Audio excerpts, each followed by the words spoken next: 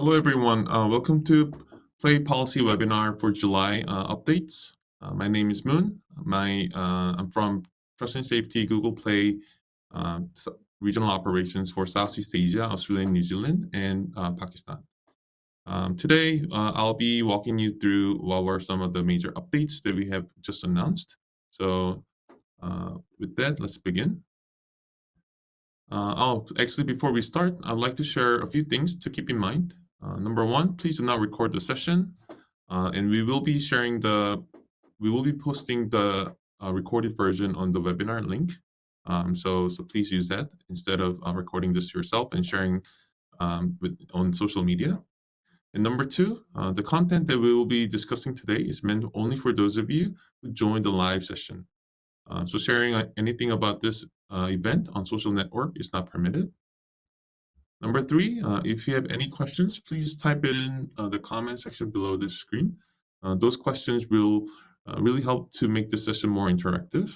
And as always, we look forward to hearing your feedback as well. Today, I'll first start off with the major policy updates. Then I'll also share some important reminders and helpful resources which will be helpful for your app publishing experience on Google Play. Lastly, we have a Q&A session where I'll try my best to answer all of your questions related to the topics today. So please stay tuned until the end to get the most out of this webinar because the Q&A session, as I mentioned, is only for those who joined the live session. So let's take a look at the policy updates first. First up, we have Play Console requirements. So one of the many ways we keep our platform safe is by verifying developers' identity and payment information. This helps us reduce fraud, prevent the spread of malware, and help users make confident, informed choices about the apps that they download. We recently announced that we are expanding our developer verification requirement to help us strengthen our platform and build user trust. We'll also be sharing more of those details on your App Store listing page. So when you create a new Play Console developer account and choose organization as your account type, you will now need to provide a DUNS number. So this DUNS number is a unique 9-digit identifier assigned by Dun & Bradstreet, which is a third-party company. If you don't already have one, you can request one online for free. So the process can take up to 30 days. So we recommend starting early because we'll use this number to verify your business information. And it's very important to make sure that Dun & Bradstreet has your organization's most up-to-date information before you create an account. And we're renaming this contact details section on App Store listing to App Support. So this may show your app support email address, and you can choose to show your website and support phone number. We're also launching a new About the Developer section to help users learn more about you. And this will show a verified identity information like name, address, and contact details. Also, starting August 31st, we'll roll out these requirements to Play Console developer accounts.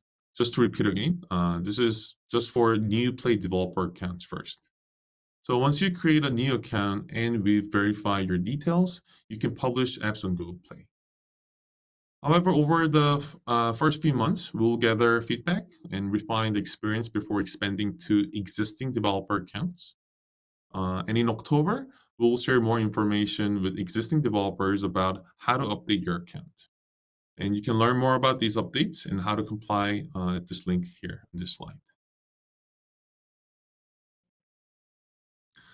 The second device and network abuse update is related to Android container apps. So these apps create a simulated Android environment and valuable to many users. But they may not have all of the Android security features users have come to expect. So to protect users and give developers control over where their apps appear, we're launching a new flag that developers can add to their apps to prevent them from being run in Android container apps. And Android container apps will be required to check for this flag and not run apps that have it. Next, we're adding a new declaration and updating our financial services policy to help keep users protected from financial harm and fraud. So all apps must complete this new declaration and state if their app offers financial features. So you can find the declaration in Play Console very soon and see a list of features to select, like banking, buy now, pay later, cryptocurrency exchanges, insurance, and personal loans. And if your app offers financial features, you may need to submit supporting documentation. And we're also streamlining the process for personal loan apps and bringing it into Play Console. So all personal loans apps must now submit their licenses and documentation in Play Console. And our second financial service update is about blockchain-based content, otherwise known as tokenized digital assets. And we know that developers are excited to use blockchain technology to create engaging and immersive app and game experiences. Like with any new technology, we have to balance the innovation with our responsibility to protect users. So we've been talking to developers across the industry about how we can support these new opportunities while continuing to provide safe, transparent, and trusted experience for everyone. And this update requires that any app that lets users buy, sell, or earn tokenized digital assets must declare this in Play Console. It also requires that apps be transparent with users. When creating an in-app product in Play Console, you need to declare that it represents a tokenized digital asset. This helps users understand that this type of asset has unique ownership properties that may come with additional considerations. And finally, apps are not permitted to promote or glamorize any potential earnings from playing or trading activities to avoid creating unrealistic expectations for your users. And we're very excited to see how new creative and fun in-app experiences you will provide Google Play users. And to learn more about how we'll continue working with developers, check out our blog post at the link here. And for more policy details, please visit our policy center. Now, let's talk about the deceptive behavior policy. So we already prohibit apps that try to deceive users. And now we're sharing more transparency guidance to make sure that users get the experience that they expect. First, your app's functionality must be clear to users. This means that you cannot have hidden, dormant, or undocumented features. And second, you cannot try to evade app reviews for your features. So together, these guidelines will help users understand what your app does before they download. Also, to help ensure that the apps in our families program stay child-friendly, our policy requires that apps that solely target children must not use SDKs or APIs that have not been approved for use in primarily children-directed services. So you can review this policy in a full at our policy center, and you will be able to find more updated details and examples.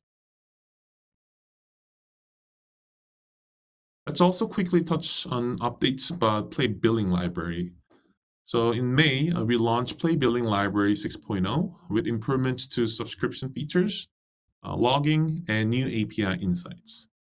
These updates make it easier for you to manage in-app billing transactions, add in-app purchases to your apps, and respond to API usage failures or service connection issues. Every new version of Billing Library also brings foundational improvements to privacy, security, and user experience. So to ensure that you and your users get the full benefit of these improvements, we support each major Play Billing release for 2 years. This means that in August, we will begin deprecating Billing Library 4.0. And starting August 2nd, all new apps must use Play Billing Library version 5.0 or newer. And by November 1st, all updates to existing apps must use Play Billing Library 5.0 or newer. And you may want to actually upgrade directly to 6.0 to future-proof your integration for next 2 years and take advantage of the latest tools and features that our commerce platform team has to offer. And you can learn more about these updates by visiting the link shown here on this slide.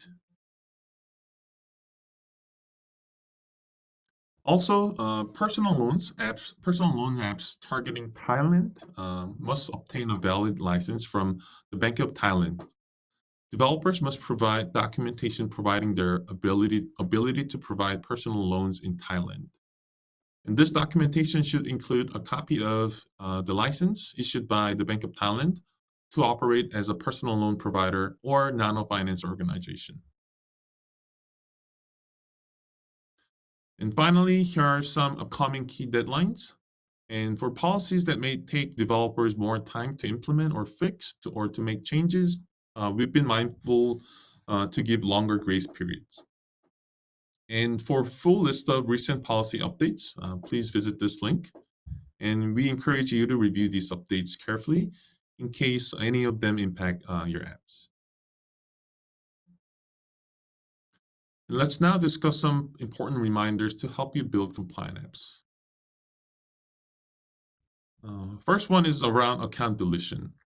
So last year, we launched data safety section in Google Play, which gave you a way to build consumer trust by explaining how your app might collect, share, and protect users' personal data. But we're still seeing a lot of apps on our store still in violations of this new policy update. And to remind you what was required, first, all developers must complete new data deletion questions in their app's data safety form. And you have the opportunity to show users the option to delete other data as well. And you can find the form in the app content page of your Play console. And we recommend that you fill out your form now so you can receive feedback by the deadline. Second, if your app also gives users a way to create an account from within your app, then it must also give users 2 ways to request for their account and associated data to be deleted. You must give users an in-app path and a web link resource where they can ask for their account to be deleted.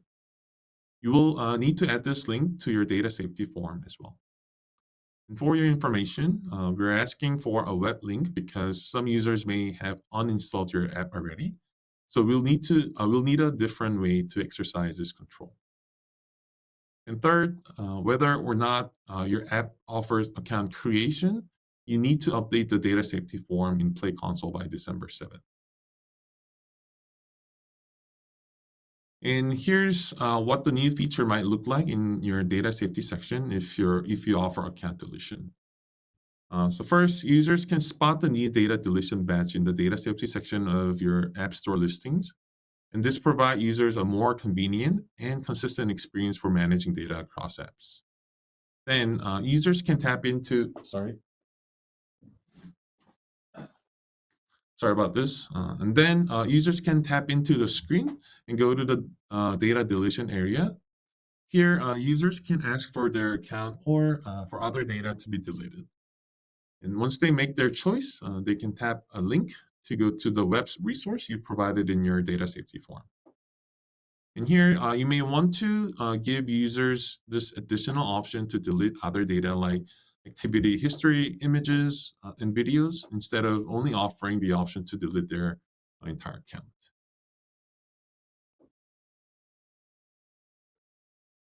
And this is a quick refresher on the timeline for the account deletion requirements. So first, you have from today until the deadline to comply with the requirements and fill out the new data deletion questions in your data safety form. So if our team finds any issues with your answers, they may reject the new app submissions and app updates. But you can temporarily proceed by clearing your responses to the data deletion questions. And after the deadline, you will no longer be able to publish new apps or app updates without fulfilling all the requirements. And if you need more time, you will be able to ask for extension. And early next year, users will start to see the new data deletion batch and data deletion area on your App Store listings on Google Play. And the current data deletion batch will be removed. And if you want the new batch, you will need to have your full data safety form completed and approved. And you can find more details and exceptions in our Help Center article using the short link or the QR code of this slide.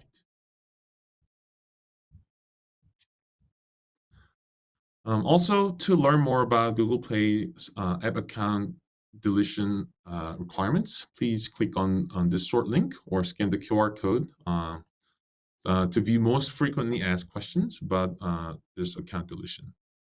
And we're seeing some questions about this policy and actually more and more questions as developers go through the questionnaires. So we've been working on updating the FAQs as well.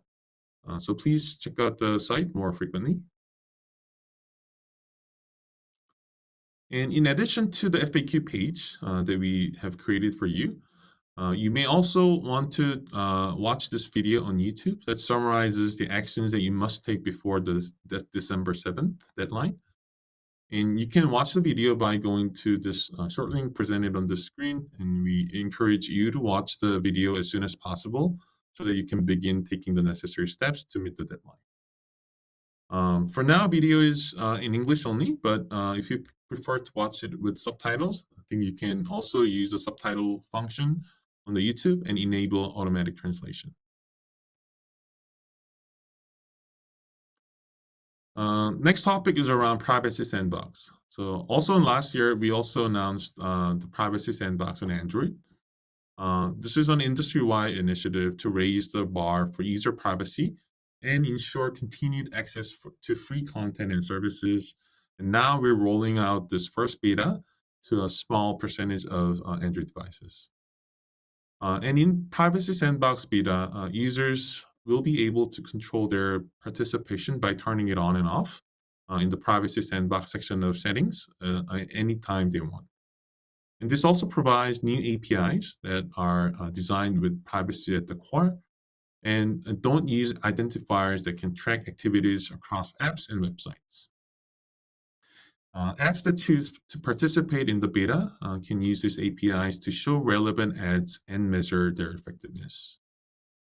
And you can use the beta program to integrate your solutions with stable Privacy Sandbox APIs or for testing on a limited number of Android 13 devices in production. And Developer Preview is another program of Privacy Sandbox to help ad tech platforms and app developers design, test, and prepare for future production rollouts to users. And you can use the Developer Preview program to conduct initial testing of proposed APIs and provide feedback and evaluate how you might adopt them for your solutions.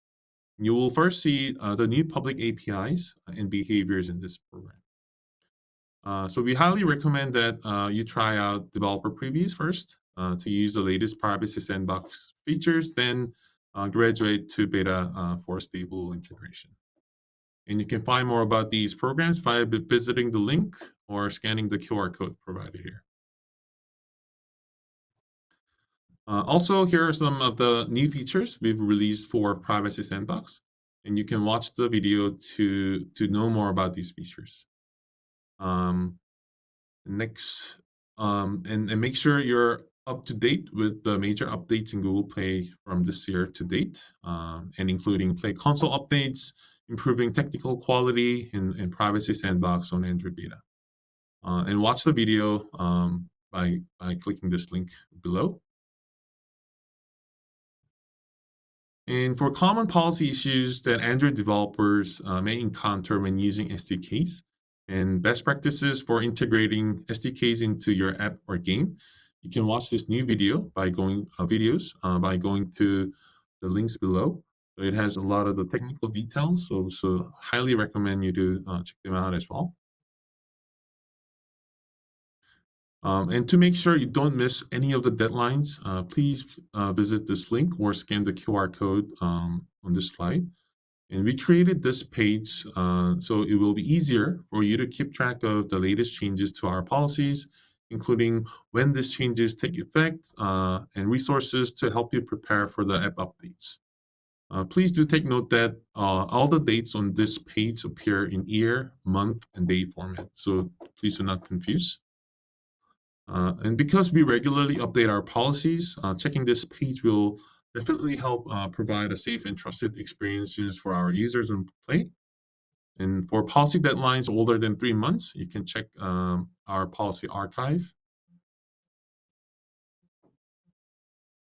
In our last section of the presentation, so let me share some of the helpful resources which you can you refer to whenever you have any policy issues.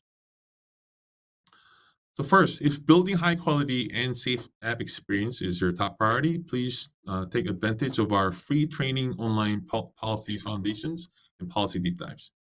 And we also have a course specially curated for all developers at Play Academy. Highly recommend to check it out. And to check the latest and past policy updates, please watch the Google Play Policy Bytes videos in the Android Developer YouTube channel. If you haven't subscribed, please do subscribe. It has a lot of other content other than policies as well.